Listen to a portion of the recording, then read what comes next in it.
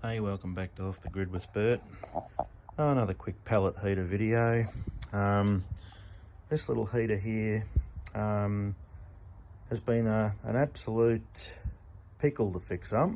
The original issue that it had is it wouldn't feed after the combustion ignition sequence had finished. So it would basically switch from ignition over to normal operation, and it would simply just, the auger just wouldn't drive. It would like pulse maybe 20 seconds apart or something like that, and the fire would just go out and the heater would just go out on flame fail, and that was the end of it. And this poor old woman that this belongs to was left with no heat source. Anyway, we couldn't fix it on site.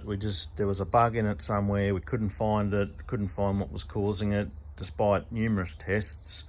We put it down that the actual main control board had somehow, its logic program had become corrupted, just wasn't driving or wasn't interpreting the sensors properly.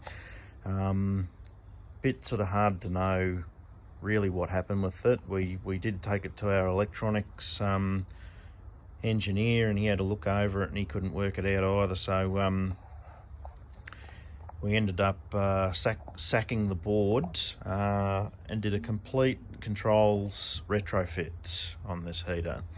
Now these are made in New Zealand, and I have a suspicion that part of these was Chinese. Now the controller on the side, normally on these Parkwood Mias, they don't have a display. They basically just have these buttons here. So we took a control board out of an earlier model Parkwood. Basically then just took the sticker off, cut the hole out for the screen, mounted the board inside, swapped the loom over, so it's got the loom out of the same heater.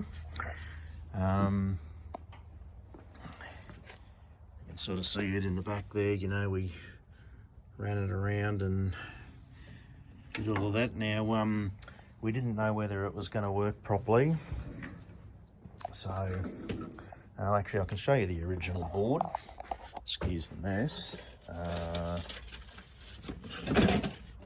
So the original board out of this unit, no display, same sort of switches, but yeah, just didn't have the display on it, so a different type of board. And they used this airflow sensor which connected there onto that small terminal block, and this sensor would basically measure the airflow through the inlet to the burn pot, and then it would sort of tune itself, and depending on what the heat setting was on.